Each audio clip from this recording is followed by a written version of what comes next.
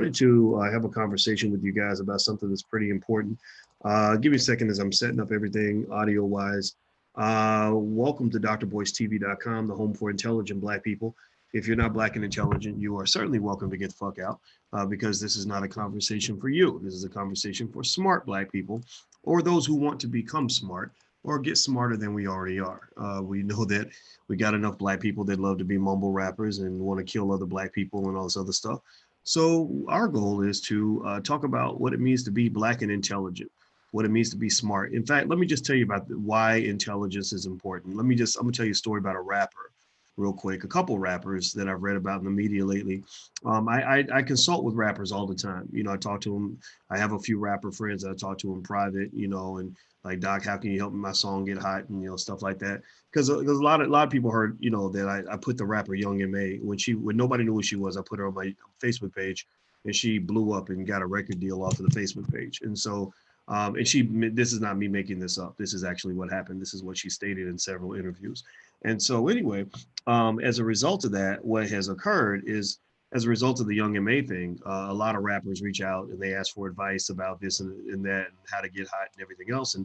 And I just tell them, look, the thing about it is that the people that control your lives, if you're an artist or whatever it is you are, it's the business people, the people that know business, people that know economics tend to run the world. Economics and then those who also know technology, because then they can scale up their economic models. And so, as I was taking our 17-year-old out around to college campuses, he wanted to be an engineer. I said, okay, be an engineer, but also study business too. So because engineers, a lot of them can't communicate properly because they have these brilliant ideas, and then they'll get exploited because they'll meet a marketer who knows how to translate their brilliant ideas to the masses, and then the marketer makes all the money. That's what happened with Steve Jobs and Wozniak, his buddy, his little fat buddy that used to, program all the computers. So Jobs would just go to Wozniak and say, I'll give you $500 if you program this computer for me. And then Jobs would go sell the computer, sell the whole package for, $10,000. So business and technology, that's where it's at.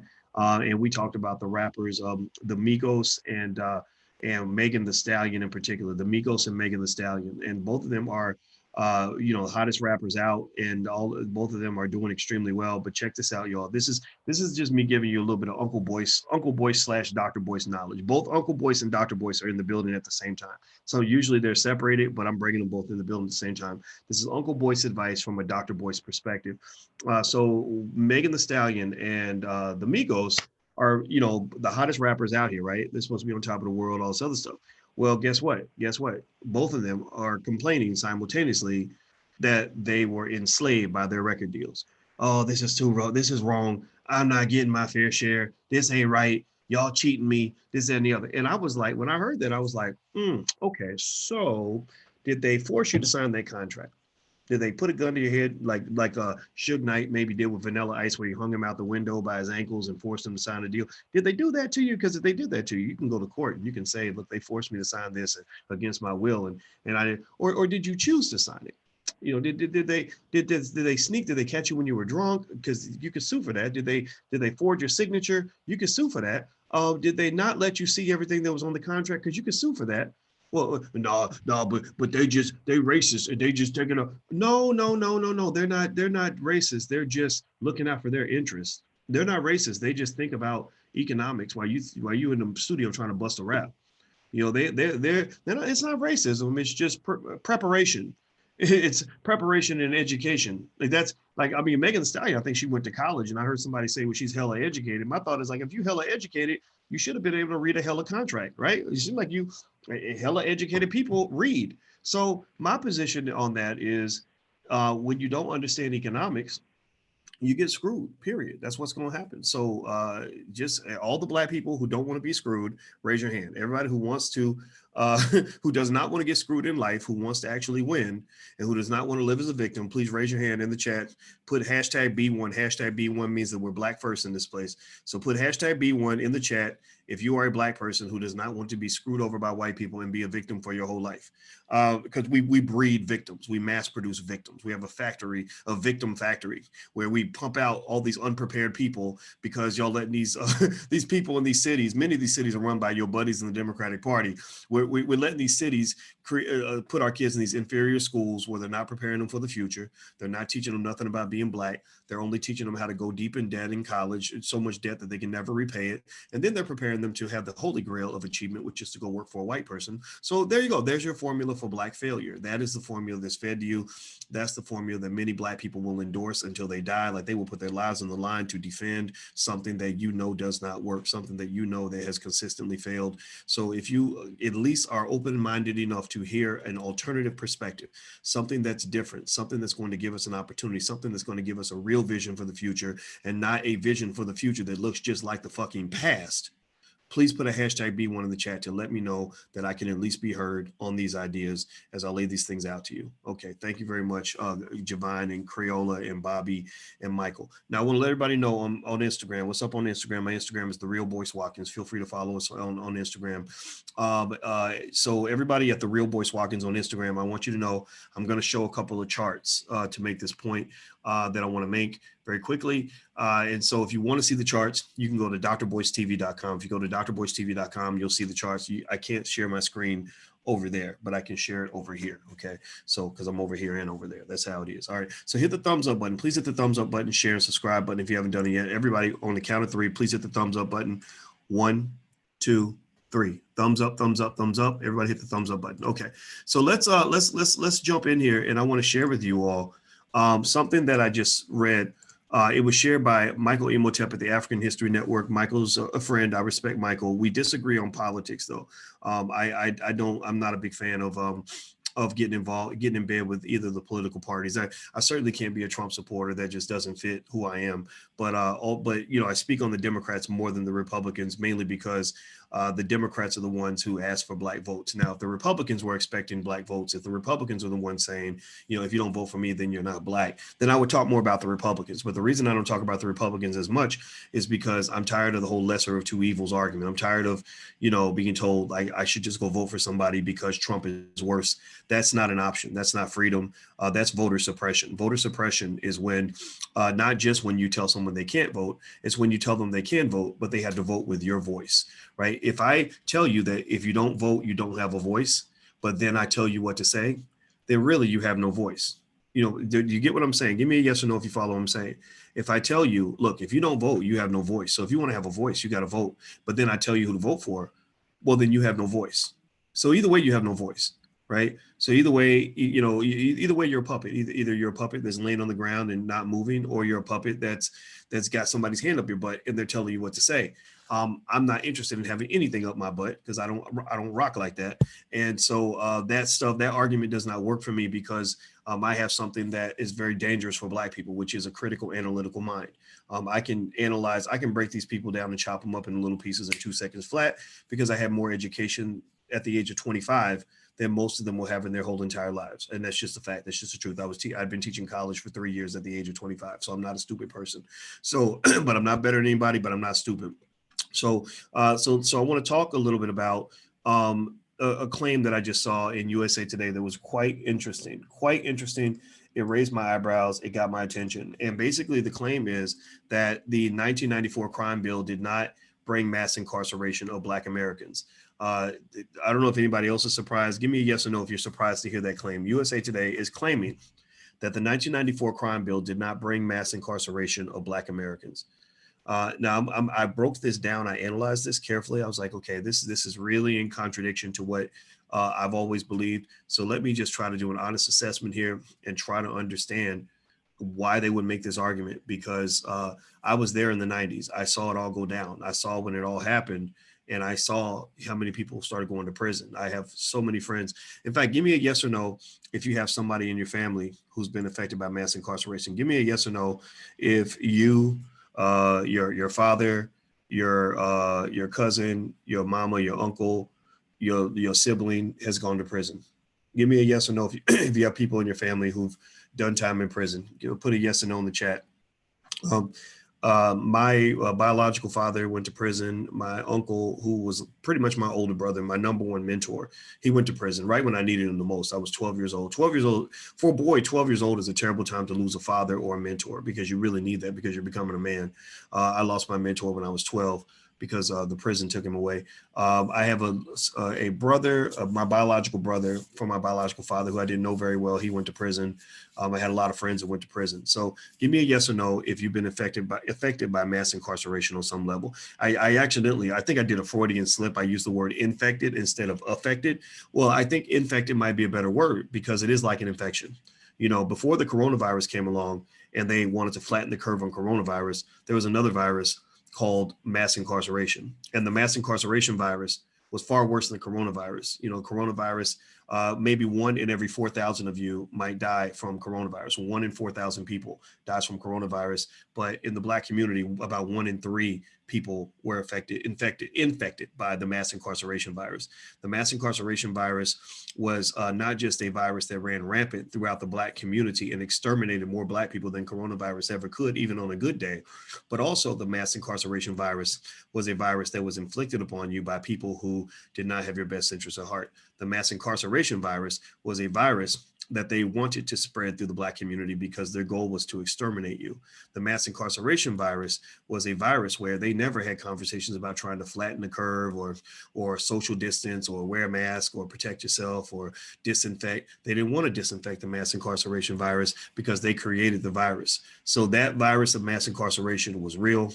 I spent most of my life as a young Black man in intense fear that I would either die or go to prison. Like that, I don't know if you can imagine that level of trauma. I don't know if you've ever gone through that or felt that before, but that fear of just thinking, man, if I'm in the wrong car with the wrong dude, I can get shot up or locked up. I know people that got 30 years in prison because they made a phone call.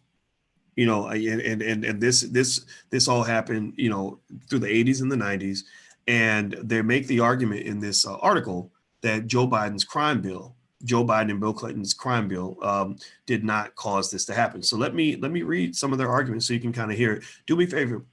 Please hit the thumbs up button, share and subscribe button. And a reminder to you guys know we're building a Black movie industry. We believe in Black owned everything. So we're building a Black owned movie industry by supporting Black film directors and Black actors and actresses in our own community.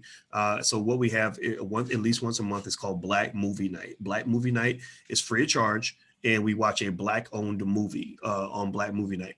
So the movie that we're going to watch this Thursday is called Funeral of a Nation. I don't remember the name of the director. It's not in front of me. I apologize. I'll get that name and I'll make sure I mention it next time.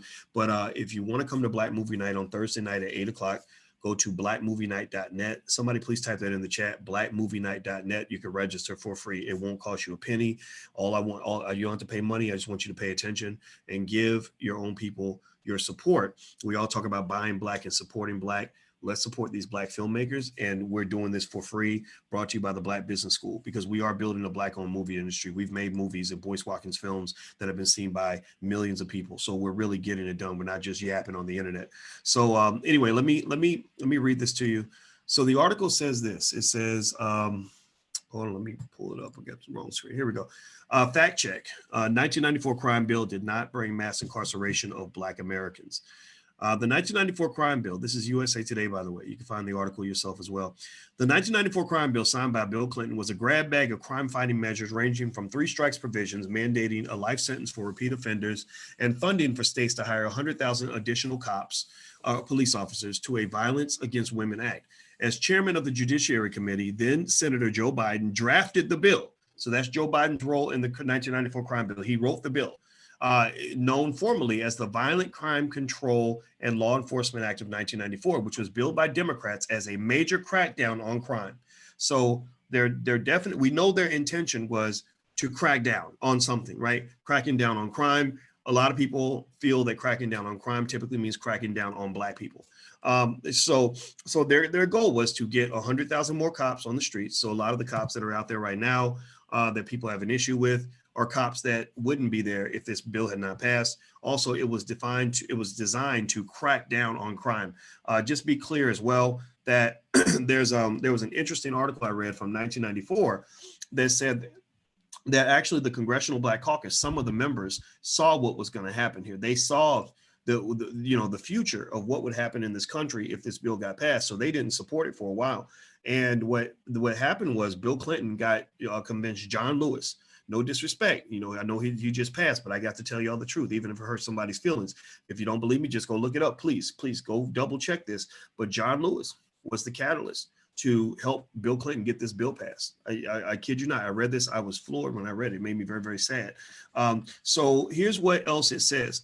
In addition to mandatory sentencing for repeat offenders, the bill created 60 new death penalty offenses under 41 federal capital statutes, such as crimes related to terrorism, murder of a federal law enforcement officer, and civil rights murders, offered grants for the building and expanding correctional facilities to qualifying states that enforced mandatory sentencing of 85% of an offender's sentence conviction, call for a crackdown on gang memberships.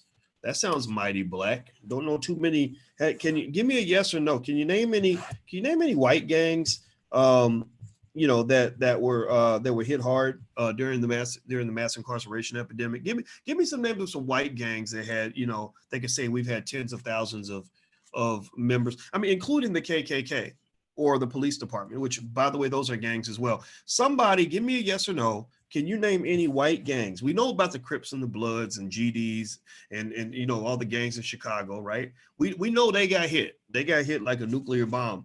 That's why the gangs are out of control now, because the OGs that could have provided mentorship to these young men are still in prison for things they were sentenced for 30 years ago, right? I know a guy who was sentenced in 1988, and he's still in prison right now. But can anybody name any white gangs that were hit as hard as the Crips, the Bloods, the GDs, any of the other gangs that are out? Anybody? Give me a yes or no. Okay, I see no. All right. Now you could name the mafia families. Now the mafia families, the Lucchese's and all that. They were doing billions of dollars worth of business, and they did create the RICO Acts to take down the mafia families. That was Rudy Giuliani's work, and I personally thought it was good work. I like RICO laws in application to mafia gangsters that are stealing billions of dollars from people and, and jacking people up for construction contracts and all that. I didn't have a problem with that. What I didn't like RICO laws in is situations where, like a friend of mine who was a dope dealer, and he sold a lot of dope. He was the big man. He was the kingpin. He was a alpha male. He could have been a CEO of a major corporation, but there were no jobs in his hood, as there still are no jobs in the hood in Chicago. And I guarantee you, no matter who gets elected in the next election, there probably won't be any more jobs then either, because they don't care about the kids in Chicago. That's why I had that conversation with Kanye West this week. People would ask, well, why would you talk to Kanye? Look at the way he's sounding kind of crazy. Well, me and Kanye talked about creating jobs for kids in the hood in Chicago. And I just don't see any politicians talking about that. So let's just be clear. That's what's going on with that. So anyway, he was slinging dope in Chicago, and he was slinging a lot of dope. And they basically locked him up on a RICO charge. They didn't have any, physical evidence linking him to the drugs, and they didn't have any murders on it. It was just a RICO thing. Like, if you were connected in any way to this group, this organized crime, then you're going to get, decades and decades and decades in prison. So here's what they did to this man. He's about 20 years old at the time, 21, maybe 22. Just had a newborn daughter. Daughter was about maybe 2 years old, maybe 1. They gave him 14 life sentences with no parole. And then they went to his brother, who was in business with him, and they gave his brother 20 years, no parole. And then they went to his sister, who was on drugs, and they gave her some years in prison. I don't remember how many it was. Maybe it was 8 or 9, 7, something like that. She had kids. Now, of course, fuck the kids. Who cares, right? Nobody cares about the kids. Nobody wonders, like, who's going to raise these children when the family members are gone. And then they went to his mother. They went to Big Mama, because remember, the goal is to destroy the entire family. The goal is to exterminate the entire family. So they locked up Big Mama, and they gave Big Mama 8 years for just because he came by the house and gave his mama money, or maybe his mama, maybe he held some dope in Big Mama's house. So even Big Mama went to prison. So they locked up the entire family. And so here's what happens. This is an illustration of how the generational trauma has affected millions of people across this country. through the Holocaust that Joe Biden and his buddies pushed through the Black community, the mass incarceration virus, that they accelerated the spread of the virus. They never tried to flatten the curve. And I'm going to show you data. I'm going to show you a screenshot that'll help you understand this. So through this mass incarceration virus, where the goal was to exterminate the Black family as much as possible, Biden and his friends effectively caused this family to be in so much trauma that the children all grew up without their parents. And 20 years later, the son of this man who got the 20 years in prison, his son got murdered on the same block that his father used to sling dope, because he had no guidance, he had no mentorship. So this is an illustration of what things like the 1994 crime bill accelerated. There was no concern for Black people then, but I guess for whatever reason, people feel that these same individuals will have concern for Black people now. I'm not convinced of that. I'm not telling you what to do. I'm not telling you who to vote for. I'm not telling you how to respond to what's in front of you. Maybe those of you who are listening who actually have access to these people, every now and then I'll talk to someone who's a mainstream influencer. And I'll say, okay, when you go sit down and you talk to these presidential candidates, here's some things you should probably ask them about. And these are questions they don't want to answer. Kamala Harris doesn't want to answer these questions. Joe Biden doesn't want to answer these questions.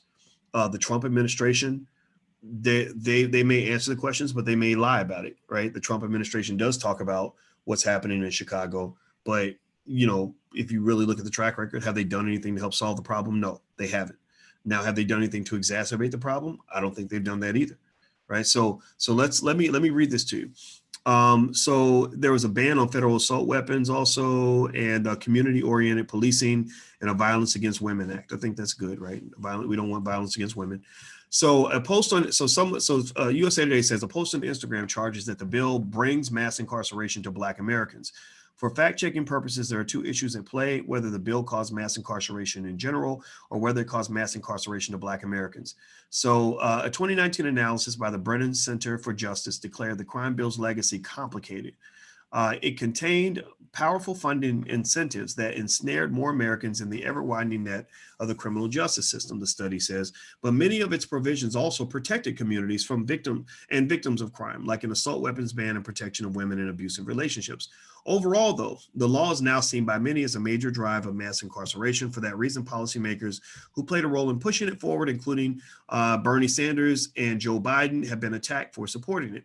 Lauren Brooke Eisen, director of the Justice Program at the Brennan Center for Justice, a nonpartisan law and policy think tank, says one of the most significant and long-lasting impacts of the legislation was the enticement to states to build or expand correctional facilities through the Violent Offender Incarceration and Truth in Sentencing Incentive Grants Program. Many states, quote, already building new prisons, but the federal money incentivized the prison construction boom. These federal funding streams, beginning in the 60s, reflect the federal government's role in spurring states toward more punitive criminal justice measures. The funding encouraged states and cities to increase arrests, prosecutions, and incarcerations, playing a tremendously powerful part in the growing the size and scope of our correctional system. So, what we know so far is that the Biden bill, the crime bill, the one that Joe Biden drafted and Bill Clinton signed, that and Bernie Sanders also supported, that this bill, and I'm sure the Republicans were all over it, right? So don't think we're letting the Republicans off the hook. The Republicans are not off the hook, but the Republicans are not asking for your votes at the same magnitude as the Democrats. The Republicans are not the ones saying, if you don't vote for us, you're not Black. So that's why talking about the Democrats is more significant. Now, when the Republicans are in your living room asking for your vote at the same level, then we're gonna talk about them, right? They're not even in the conversation, right? So what they're at least saying is that this bill gave billions of dollars to build more prisons, right? And also they're saying that this bill pushed for more arrests, more prosecutions, and more sentencing. So do you think that incentivizing states to build more prisons would also have a role in making it easier for them to house more inmates? I mean, think about this. They when prisons get full, they don't incarcerate more people. They incarcerate less people. When prisons are full and space is limited, they send prisoners home. They let inmates go. The least violent ones, they allow them to be released, right? So if having prisons full means they're more likely to let people go, then having more empty prisons, at least it means they don't have a problem sending more people to prison. Now, we know how they feel about Black people. We know that every study ever pretty much shows that there are racial biases when it comes to who you choose to stop and frisk, who you choose to prosecute, who you choose to sentence, how long the sentence is going to be. So it's inevitable in America that the majority of the people that are going to be incarcerated are going to be Black people. So just like the coronavirus, in the mass incarceration virus, Black people were significantly and disproportionately impacted by this virus, right? This virus was infecting all of our families. It infected my family. It probably infected many of your families, right? So this is what they're saying at the very least. So they basically talk about the effects of the truth in sentencing laws. Let's see, by 1998, 27 states met the criteria for the grant. According to the Justice Department, 11 states adopted truth in sentencing laws in 1995. Another 13 adopted them for certain offenders to serve a specific percentage of their sentence. Under the truth in sentencing laws, violent offenders admitted to prison in 1996 would spend an average of 88 months in prison. A 2012 Pew study of 36 states found that the average length of stay for offenders released from prison in 2009 had increased 36% from 1990, with states reporting increases of over 50%. But truth in sentencing was generally implemented at a time when violent offending was decreasing. Quote, were the sentencing practices of 1996 to persist during a time when the number of violent offenses increases, the impact on prison populations and corrections management would be dramatic, the study found. So if you go down, one of the points that they make that I do agree with is that a lot of mass incarceration began before the 1990s. They were already, locking Black people up, starting with Richard Nixon's war on drugs in the 1970s. Richard Nixon had a war. He was the part of the reason that Donald Trump's statement about being a law and order president, or law and order, using the term law and order, was a problem, is because a lot of people associate that with the Nixon ideology. And in the 1968 Democratic and Republican National Conventions, there was a lot of chaos in the country. The world was even crazier in 1968 than it is right now. And so effectively, that was one of Nixon's moves. Nixon's move was, I want to get as many Black people locked up as possible because Black people are part of the counterculture. We don't like liberals. That's what it is. I mean, with the conservatives, they didn't like the hippies and the liberals, and they definitely didn't like the socialists and the communists. And so you had organizations in the Black community that were heavily influenced by the socialists and the communists, because they saw the liberation of Black people either as the right thing to do in some cases, or at the very least, they saw it as a way to undermine and disrupt American society. Right? A lot of communism, if you listen to communists speak a lot, they talk a lot about revolution. It's always about revolution, or the history of extreme socialism. And it's no disrespect to communism and socialism at all, but the word revolution is used a lot, right? And sometimes revolution is necessary, but basically, I believe that their alignment with Black people was driven by similar to Black Lives Matter. The Black Lives Matter move is something that's occurred for over 100 years.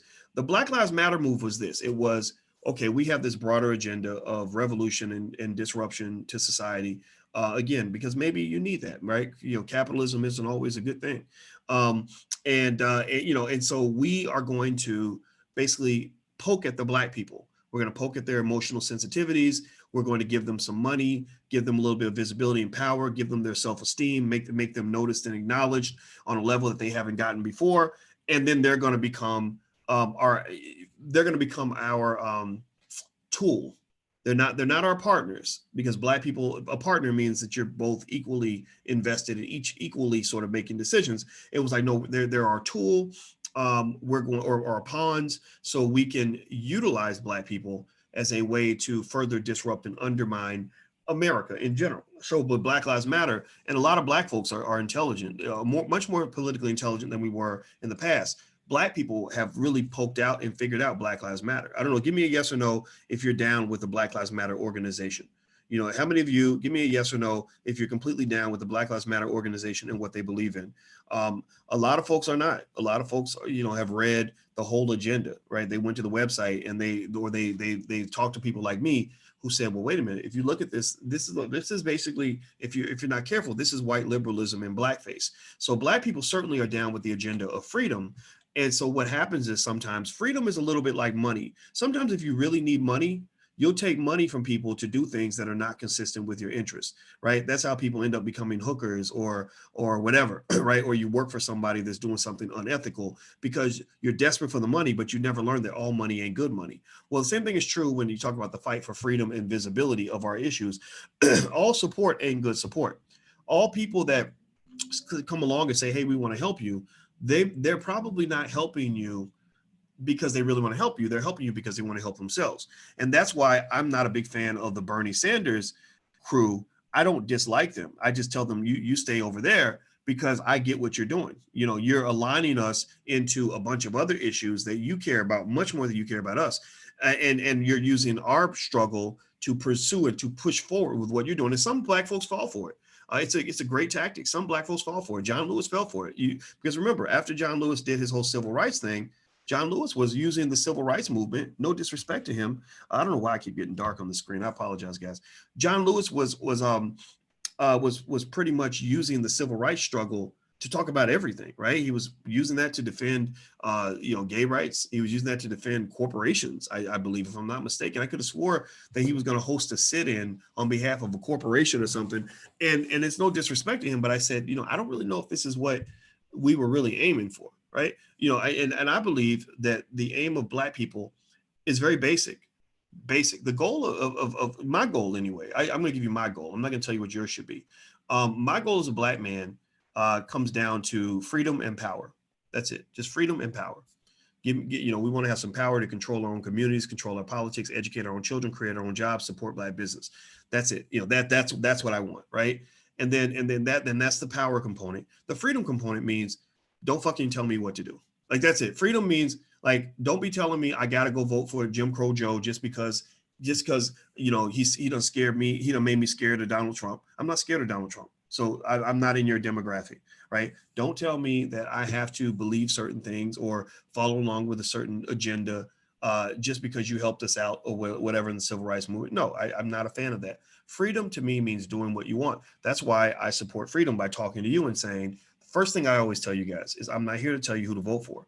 Because I already know that. I already know people are going to say, you're telling Black people to do this and do that. Sure, I might influence people that respect what I have to say, but I am not here. I'm really here to tell you that if your heart tells you to do something different, I think you need to do that, right? And what does that mean? That means you're voting according to your own interests, which is what you're supposed to do in a free society. That's what free people do. Free people have freedom of speech. They don't get shamed and shut down every time they say something that's not popular. That, unfortunately, our so-called liberal friends love to shame us and shut us down if we say something they don't like. Freedom means freedom of expression, freedom of thought, and freedom of action, right? So I just want you to be free. That's my agenda for you. Everybody has an agenda. You might as well know mine. My agenda is be free. So here's the deal with the crime bill. Do me a favor, hit the thumbs up button if you haven't done it yet. Please hit the thumbs up button, share, and subscribe button. I'm about to show these graphics real quick. If you want to see them, if you're on Instagram and you can't see it, just go to drboystv.com and you can see the graphic. It's on drboystv.com. So let me share my screen. Hold on, guys. Give me a second here. So let's look at this. So the whole premise on USA Today is that Joe Biden's crime bill in 1994 did not bring mass incarceration to Black people. I think I know what's going on here, but I'm going to get to that in a second. I'm trying to get ahead of myself. So let's look at this graphic. This is a graphic of the number of incarcerated Americans from 1920 to 2014. You can see the numbers were pretty normal until there was a spike in the early 80s. And I believe that, I think in 1984, I think it was called the Crime Reform Act or Sentencing Reform Act or something like that in 1984. And so when that act got passed, that is when you did see a steepening of the curve. When you talk about the virus of mass incarceration, the curve really started to get super steep between about 1983 and 1990, right? It's super, super steep. So the red is the prison population, the blue is the jail population. So that does partially support their theory that, look, Joe Biden didn't start mass incarceration. He didn't, quote, bring mass incarceration to Black people. It was already begun. They hated your ass long before 1994. They were trying to screw you long before 1994. They were already trying to exterminate you long before 1994. And I think that this graphic does prove that point. It does prove that Ronald Reagan and his buddies in the 1980s were really trying to destroy Black people. Anybody who lived in the 80s, if you lived in the 80s, if you were around, if you were conscious at all about the world in the 80s, raise your hand. Meaning, like, you could have been like a, elementary school, middle school. Anybody who's around the 80s, say I. And anybody who noticed just how generally fucked up the world had become in the 80s when they were dropping the crack and the heroin and everything else in your neighborhood to keep you from rising up, to keep you from doing a Malcolm Martin type thing. They wanted to make sure the next Malcolm X was killed before he had a chance to live. If anybody remembers that, say I. Okay. All right. So they're absolutely correct in this point. They hated you in the 80s, and they didn't start hating you in the 90s. Joe Biden is not, just like Joe Biden said Donald Trump is the first racist president. We know he's not the first racist president. We've had 5 presidents who were members of the KKK. That's ridiculous. He's not the first racist president. He's just the latest one, right? But also, Joe Biden is not the first racist white man to push forward a crime bill for Black extermination. He had many buddies before him that did the same thing, right? So he wasn't the first white guy to have an issue with Black people. That was already a trend. So that they are 100% correct on that point. Let's go back. Let's go to the next slide here so I can dig deeper into this. Okay, so I want you to look at this chart. This chart shows U.S. prison population, total and federal. Most prison population is state. And they actually draw a line right where the crime bill is, right where the crime bill happened. So the argument that was made in this article is that the 1994 crime bill did not bring mass incarceration to Black people, okay, to Black Americans. I'm going to agree with that point. And so as in my agreement with that point, though, and I'm sure someone might record what I said and take it completely out of context, but that's what they do. That's how politics works. I want you to really dig deeper into this and basically understand that even if they're right, they're not as right as they want to be.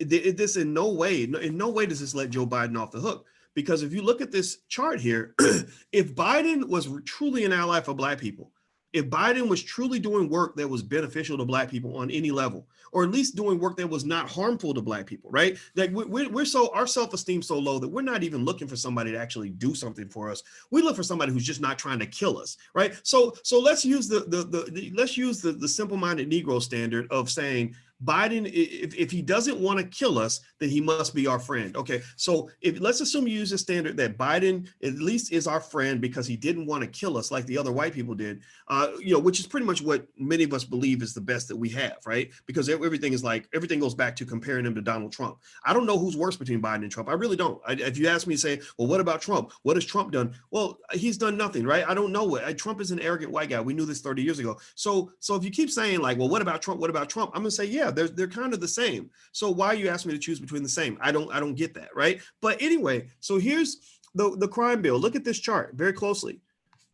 If Biden was at least not trying to exterminate Black people, you would see that in the virus of mass incarceration, that the curve would have at least flattened a little bit, that we wouldn't have continued to go upward. So Biden, in his crime bill, you actually see that the curve continues at the exact same trajectory that it was going before. I didn't take a derivative of this, but I would almost imagine that it might even be a little bit steeper after the crime bill. I mean, I can't imagine a bill that provides billions in funding for more prison cells, that provides billions of dollars in support for longer sentences, that puts 100,000 more cops on the street and encourages them to arrest more people and prosecute more people. I can't imagine a bill like that not having some sort of impact on incarceration. I just, because if it doesn't, then it didn't do its job.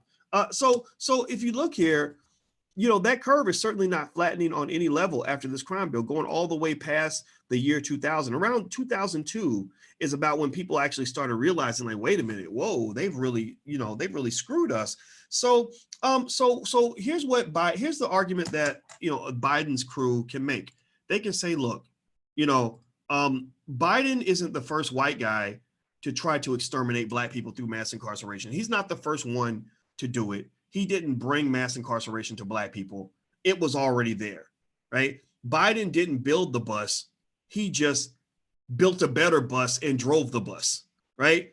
Biden, wasn't the guy who actually initiated the rape and murder of that woman. He's just the guy who came in halfway through the event and stabbed her in the stomach, right? Like Biden, so that's what it is. I mean, that's what's really being stated here. And I find that utterly fascinating that we have people that are really celebrating this analysis. Like there are people who are saying, see, we told you, Biden in his crime bill, that didn't bring mass incarceration to Black people. So, I mean, just pay attention now. I want you to understand, intelligent Black people will get this. They're not saying, they're basically saying, look, Biden didn't start racism. Biden just continued and accelerated racism, right? That's what it is, because there's no way any person in their right mind can read that bill and defend that bill. That bill is probably one of the greatest Achilles heels of the Biden campaign, for sure. It's hard for someone to believe that, things like mass incarceration or dealing with the police is going to be easier when your president is the guy who wrote that incredibly destructive crime bill, and then his vice president is someone who was known for locking people up. Like, she built her career on locking people up. And I'm gonna just tell you like this. I'm just gonna give you this is Uncle Boyce talking, not Dr. Boyce, but Uncle Boyce, who's lived through a lot of years and who's observed, who lives with a psychologist who talks about the subconscious mind and how our experiences affect our actions. I'm just gonna tell you, when a person has a bad relationship with their parent of the opposite sex, that can create almost like a vendetta where they feel a need to either punish or to correct the members of the opposite sex because they remind them of that parent. So for example, if you have a guy who grew up with his mother hooked on crack, and let's say she was hooked on drugs, she was a hooker, and she was never around when he needed her, right? That man's going to grow up pretty much hating women. Can we agree on that? Do you agree that not in every case, right? He'll either be looking for women that are going to replace his mom, or he's going to basically look for women to punish like his mom, or he's going to see women as low value objects, right? Not in all cases, not in every case, right? But you can imagine a situation like that, right? Well, because the first woman he ever loved really let him down, really hurt his feelings. So I can't stand women, or all these hoes want is your money, right? You've seen that. Many of you have seen men like a Tommy Sotomayor type, right? The men who really hate Black women because their mama wasn't shit, right? When you really talk negatively about Black women as a whole, that tells me that you probably need some therapy to deal with whatever you're feeling about your mother. Well, the same thing is true for women. If you're going to agree with that on men, you got to agree with that on women.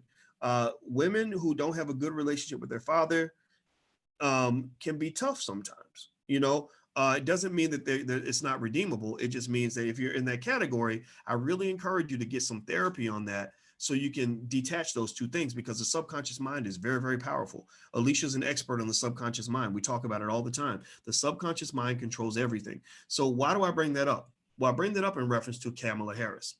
If you remember when Kamala Harris went on The Breakfast Club and she got into the interview a little bit too much and was working a little bit too hard to fit in, which honestly I think contributed to the fact that many people don't see her as authentic. I think she should have just been herself, but she's ambitious. She wants to be president. I don't think she wants to be vice president. She wants to be president. And so Kamala's in the interview. She's getting all comfortable, and they're like, "Did you ever smoke weed, Kamala?" And she laughs about it. Even though she's locked up a lot of people for possessing weed, but she said, "Yeah, I smoked a little weed, in college, listening to Biggie and Tupac, right?" And then they busted her. They were like, "Well, Biggie and Pac were not even out when you were in college, so you just lied to us. You just made all that up, right?" So but here's the other interesting thing though. If you recall, right after she did that interview, her father Donald, who is a Donald Harris, I guess his name's Harris like hers. He was an economics professor at Stanford. He's Jamaican. He's a very smart man.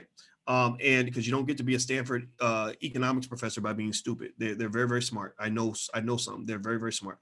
And he writes a long letter, a long public letter, basically going at his daughter big time, saying, "This is not our family. This is not what we represent. We're not a bunch of stereotypical Jamaicans sitting around smoking weed all day. This is not what we believe." And somehow, somewhere in the grapevine, the conversation about the fact that their family owned slaves came out. I don't think that should be held against her, though, but I thought that was kind of interesting. I was like, wow, okay, explain that to me. But when I saw that letter, what it told me, it tells me I would bet every nickel in my pocket that her relationship with her daddy ain't good. Like it takes a lot for a daddy to go out of his way to write a long public letter undermining his daughter's presidential campaign. That told me that there's some bad blood between those two, that they're not cool with each other. Why is that important? Well, because I would be willing to bet you that Kamala's predisposition or her preconceived biases, racially speaking, when it comes to the incarceration of Black men, could be partly driven by the fact that she doesn't like her daddy, or that her and her daddy are not cool. If you don't believe me, just go observe that. Observe, if you have somebody that hates their parent of the opposite sex, they tend to have an issue with the opposite sex, period. Okay. So with that said, when I'm looking at these two as a ticket, I'm seeing a law and order ticket.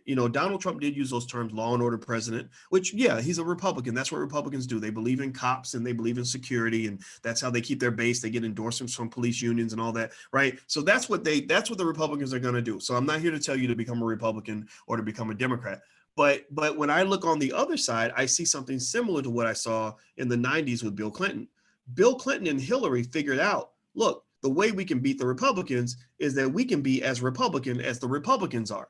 So what effectively happens when you see that is you end up voting for the same party in whatever direction you go. You can't convince me that a Biden-Harris ticket is going to really be truly innovative on crime. I have a hard time being convinced of that, given what I've seen with their track record. So going deeper into that, please hit the thumbs up button. If you haven't hit the thumbs up button, please hit the thumbs up button. So going deeper into that, I'm gonna show you another chart here so we can kind of see this sort of analytically and kind of really understand, in that fundamental question, the USA Today article, or that they claim to have answered, is whether or not the 1994 crime bill brought mass incarceration to Black Americans. Okay, so here's that chart I just showed you, where the crime bill's right there in red. This is what total incarceration looked like after the crime bill. It didn't slow down. They did not flatten the curve. The virus kept spreading even worse, and it actually kept going out up until it started to drop around this time. I'm actually, you know what? I'm going to tell you guys the truth. I'm about to do a humble brag here. Around this time was when Russell Simmons and I put pressure on the Obama administration to change their policy on mass incarceration. And what happened was that when we got that letter signed, and it got signed by a lot of celebrities. Will and Jada signed it, and even the Kardashians signed it, and a lot of rappers signed it, and Chris Rock and people like that, Jamie Foxx, Jennifer Hudson, people like that signed it, and a lot of scholars signed it, like Michelle Alexander, the author of The New Jim Crow. So this was a letter that I wrote to Obama, and it was very respectful, and we respectfully and humbly asked him to do what he promised to do back in 2008, which was to deal with the incarceration issue. I don't think he dealt with it adequately in 2008, but they did shift their position. He and Eric Holder shifted their position around 2013, right around this point right here. And I bet if this chart kept going, you would actually see this line start to decline more. What that experience taught me is that politicians only respect power. Politicians will respect a mean person more than they respect a nice person. If you politely say, we worship you as a god, we'll do whatever you say, we'll vote for you no matter what, as long as you scare us enough, we're going to always show up for you, no matter how much you pee on us. You could do a complete R. Kelly on our forehead, and we're going to keep showing up for you. They're not going to respect you. They're not going to listen to you. In order for Russell and I to get the Obama administration to pay attention, we had to fight them. We had to fight Valerie Jarrett to the point where I was like, what the hell? What is wrong with you? Russell had to fight, but it wasn't like they were going to give something away easily. You had to fight them for it. And honestly, I kind of respect that a little bit, but I think but I bring this to you in hopes that at least those of you who will at least listen to what I'm saying will kind of understand that you can't play softball with these politicians. You got to kick them upside the fucking head to get them to listen. You have to show them that you're serious. One of the rules of negotiation is that you must prove that you're not afraid to walk away from the table. If you don't prove that, then no one will ever take you seriously. I'm a poker player, and in poker, if you got to show you're not scared to go broke. Look, I'm not scared to lay it all on the table. I'm not scared to lose everything. Are you ready to go that far with me? Right? If you're not prepared to do that, then you will lose. Well, the same thing is true in politics and even in relationships. The reason that your boyfriend ignores you every time you threaten to leave is because he knows you ain't going nowhere. If he knows that you're going to break down and get scared because your self-esteem's too low, or you don't think you can find nobody better, or you don't think you can pay the bills without his help, he's going to just, everything you say is going to translate to want, want, want, want, want, want, want, want, want. So in order for you to get him to listen to you, you might have to do some shit that just seems downright destructive to a point. Not totally, not flatten, not bust his windows out or nothing like that. I'm talking about like he comes home one day and he's looking for you and he's like, hey, babe, what we eating for dinner? And then you don't respond. And he goes in the kitchen, babe, did you hear me? And he looks down at the kitchen table and he sees a note. I can't take this anymore. I'm at my mother's. I have already packed my bags and I'm going to leave. I will see you soon. Maybe if I want to talk to you, I'll consider that, but I don't want to hear from you for the next 2 or 3 days. Watch how quickly his behavior changes when he sees you walk out that door. Like, watch out. Can I get a witness? Can somebody please tell me that you understand this? This is more Uncle Boyce advice. Sometimes Uncle Boyce gives consultation to Dr. Boyce, and Uncle Boyce is basically saying, if you don't show people that you're serious, they're not going to ever respect you. So because really, when he sees that you have literally actually packed your shit and moved to your mother's house, and maybe that you've even signed a lease on a new apartment or whatever it is, or that you went on a date with that other man where he secretly, subconsciously like threatened extensively because he knows that there are other men out here that are taller, smarter, nicer to you, that have bigger penises, right? He knows all this, right? So he's panicking. He's in panic mode, and that's what's going to cause him to either step up his behavior. He's either going to step up or he's going to step out, right? He'll either step up or he'll step out. So I encourage you to just understand this, that rule is universal. The rules of negotiation don't change whether you're talking about love or politics or buying a new car. You always have to have what economists refer to as a credible threat. If you do not have a credible threat, then your threat will not be credible. I know that sounds like weird that I even said it that way, but that's as basic as it gets. If you do not have a credible threat, then your threat would not be credible. So I believe that the reason that the Democrats can say things like, well, if you don't vote for me, then you ain't black. Or what about Trump? Look at what Trump's doing. Or everybody better show up to the polls. If you don't vote, you don't count. If you don't vote, you don't have a voice. They do these things because these tactics work. These tactics work because you don't have a credible threat. Because they'll be like, well, what are we supposed to do? Inevitably, every time I make a comment about any of these issues, somebody will inevitably always come up and say, well, what are we supposed to do? Go vote for Trump? Right. So that's like, telling a woman, like, your boyfriend punched you in the eye last week. Like, you're going to keep letting him do that. And if her friend says, well, what's she supposed to do? Date the guy next door? Like he killed his wife. Is she supposed to date him? Well, somebody might say, well, actually, maybe she doesn't have to date anybody. Maybe she can go and widen her net. Maybe she can just say, I'm going to be single for a while until somebody comes correct that actually deserves my attention. And so I think for Black people, that's what you are. You're in an abusive relationship with the Democratic Party. And that's a relationship that will not improve until you improve. So you can't get mad at Biden and all the politicians for doing what they do. You can't get mad at them for playing you if you allow yourself to get played. You can't allow them for doing, you can get mad at them for doing the things that they know are going to get them elected. That's what they do. Politicians have to get elected. They have to win. What you have to do is look at yourself and just say, we're not getting what we want because we're not demanding it. So the last couple of things I'll show you before I get out of here. I got a meeting in a second. If you could do me a favor, hit the thumbs up button. And don't forget, Black Movie Night is Thursday night at 8 p.m. If you want to join us to watch a Black movie, it's called Funeral of a Nation. And it's a good movie. And I think the brother's name is Lilly. I think his last name is Lilly. I don't have his name in front of me, but it's a great Black movie. And we're supporting Black filmmakers because we're building a Black-owned movie industry. So I hope you'll be a part of that. It's totally free of charge. If you'd like to register, then go to blackmovienight.net. That's blackmovienight.net.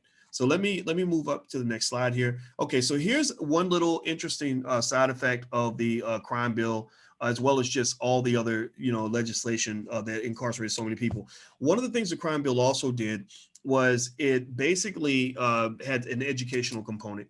It basically stated that the government was not going to support inmates getting college degrees in prison. So that means not only were they going to take away your relative to a place where men and women both get raped and beaten on a regular basis. So these are torture chambers. So you're sending people away to be raped, to be robbed financially, because they work for corporations for, 5 cents a day or $1 a day or whatever. Their children are also going to be more subject to abuse or whatever the case may be, because they don't have a parent there to protect them. The lack of fathers in the Black community has been what's caused spikes in molestation and things like that, because children are protected by their father historically. I don't care what Black Lives Matter tells you. Children need a father. I don't care what anybody else says. But in addition to that, when they send that relative back home, when they send him back to you traumatized, repeatedly raped, and they also send him back without skill. They send him back as a less relevant, shall we say, less relevant member of the community. He's not able to accomplish what he wants to accomplish. He's not able to contribute as much as he wants to contribute, because they've basically taken all that time and forced him to waste it. So instead of allowing him to get a bachelor's degree, or her, they took a lot of that away. So you saw here that there was a decline in the number of federal and state inmates, significant decline in the percentage of federal and state inmates that were able to get Pell Grants and college degrees while they were in prison. Now, here's another chart I want to show you guys real quick. This shows you the two major bills that really pushed along the mass incarceration crisis. So just to make it clear, I cannot say I disagree with USA Today's assessment that the 1994 crime bill did not bring mass incarceration to Black Americans. It didn't bring mass incarceration to Black people. It just accelerated, it enhanced it, right? It continued it, right? So Joe Biden didn't build the bus. He just built a better bus and he drove it another 1,000 miles, right? So he didn't decide to kill that old lady on the block. He just showed up after they were already stabbing her, and he stabbed her in the face, right? That's what it is, right? He didn't start it. He just dug in deeper and made it into more of what it was before. So if you look here, you got these different trend lines. The incarceration rate is the percentage of or incarceration rate per 1,000 of the population. So number of people incarcerated per 1,000. So look at this black line, right? So you see that this incarceration rate is very low, meaning that your probability of going to prison was pretty low. It started to rise though in '84 with the Sentence Reform Act, right? So you start to see an increase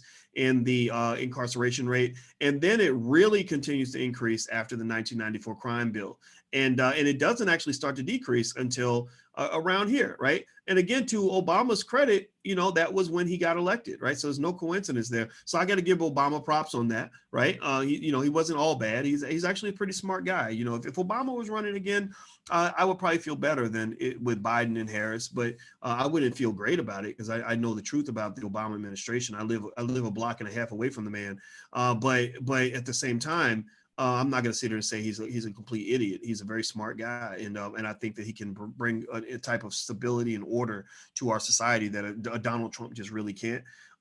Joe Biden is an old senile dude, so Joe Biden is not going to finish his term. Mark my words, Joe Biden probably won't finish the first term, and there's no way on this. I record this video, and in 8 years, if Biden is finishing his second term, I will eat a whole watermelon on camera without stopping. I'm not going to do anything gross, like, something's going to really embarrass me, but I'll do something extraordinary because I truly cannot imagine this man at 78 years old in his condition completing 2 terms of a very stressful job. The job of the presidency is so stressful, I don't even think I can handle it. And I'm 30 years younger than Joe Biden.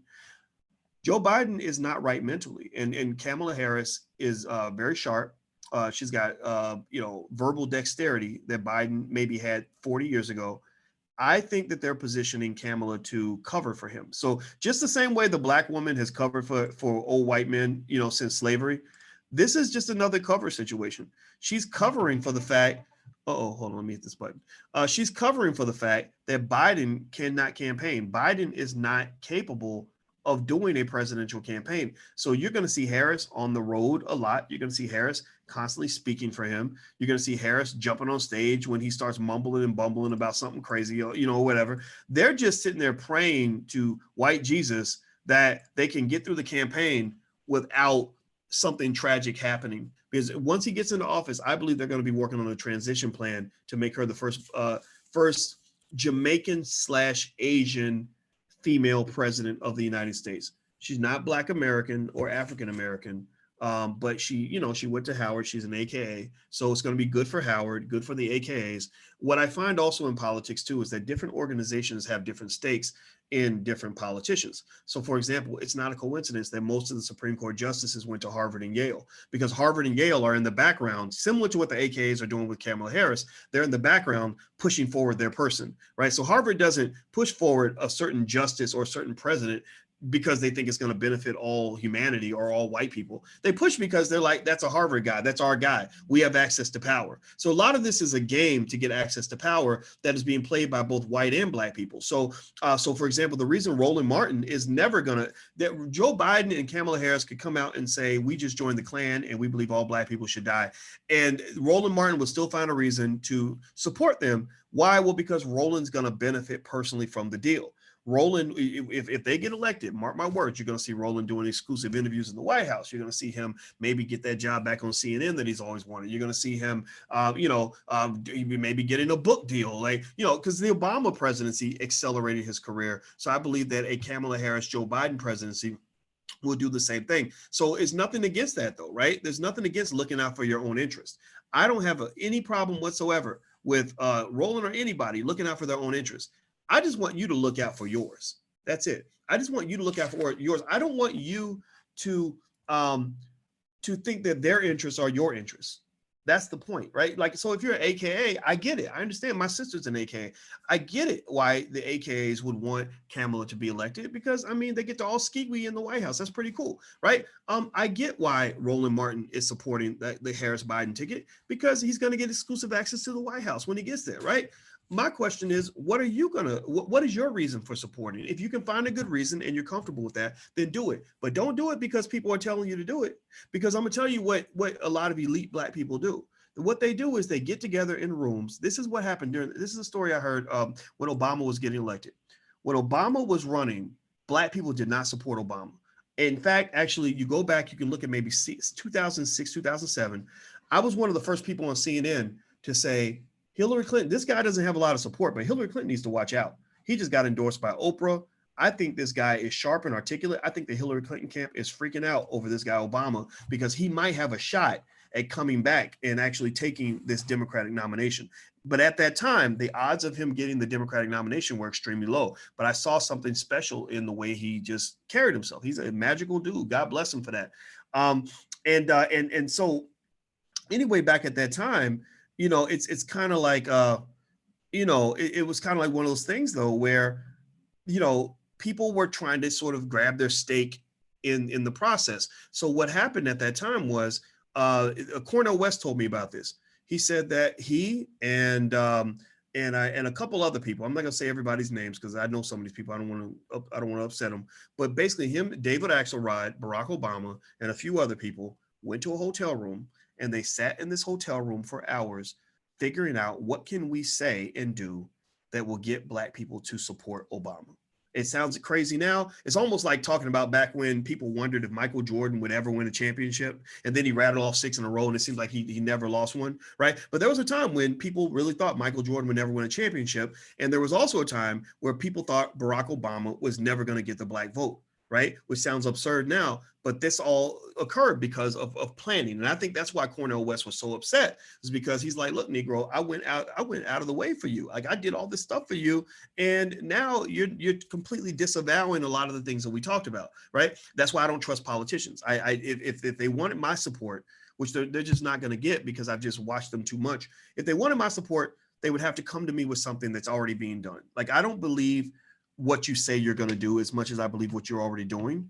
And if what you've already done does not correlate with what you tell me that you're going to do, you're going to have to do something to prove that. So I'm going to tell you the truth. If the Trump administration wanted to talk to me, I would totally talk to them. I would have no problem having a conversation to see what they're going to do. But if they then say, well, Dr. Boyce, when we get reelected, we're going to do this, this, and this, I'd be like, yeah, okay, well, I'll support you after you do those things, right? But if they came to me and said, look, we've got $100 million, we're going to write a check right now to support the creation of entrepreneurship centers all throughout the United States in Black neighborhoods all across this country, so that you and the Black Business School can go and educate young Black kids on economics and technology, which you've stated is one of the keys to Black success. If they said that to me, oh, I would totally come on and tell you all exactly what happened and exactly why I'm very happy to accept that money. Because at the end of the day, you have to understand, what are your interests? What do you believe in?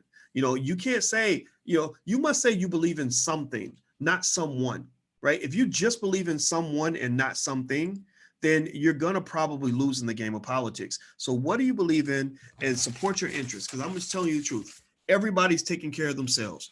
And the problem is that the masses of Black people get used as pawns in this whole game, and we end up looking crazy, and we end up looking mad because we look around and we see our community is no different, in the year 2020 than it was in the year 1990 in a lot of ways, right? Really, it's just, economically you've gone backwards, educationally you've gone backwards, and your communities have more violence than ever. Like, what the fuck, man? Like, when are you going to actually realize that they don't care? They're just going to keep playing you as long as you allow yourself to be played. That's my 2 cents. I'm done talking. So my summary is that USA Today is actually right that Biden did not bring mass incarceration to Black people. His bill did not, but his bill accelerated mass incarceration. So you can decide what you think about that. He didn't invent the gun, but he certainly pulled the damn trigger. So you decide what that means to you and whether or not you're going to support one side or the other. I just want to give you information so you can at least make an informed decision. Okay, guys. So I'm going to go hit the thumbs up button, hit the share button, hit the subscribe button. Also, don't forget, Thursday night at 8, Black Movie Night. We're going to watch Funeral of a Nation. So go to blackmovienight.com. .net, not .com. It's .net, blackmovienight.net. So blackmovienight.net, you can sign up, register for free. We're going to get together Thursday night, and we're going to do us. I ain't worried about what the politicians are doing. They can do them. They can do their thing. We're building our community. We're building our society. I know the solutions. The solution is, if all of our children are trained on economics, we win. If all of our children are prepared for the future, then we win. So get your kids ready. Technology and business. Those are the 2 things your children should know. You're homeschooling your kids. We've now occupied the educational process. COVID gave us an opportunity to take our kids out of those crappy schools. Now you have the control of this process. Get it done. Don't mess around with this opportunity. Get it done. Got it? Type in the chat. Everybody type in the chat. Get it done. Get it done. Get it done. Okay. All right, guys, I'm gone. Have a good day. Thank you for listening. I'll talk to you guys later.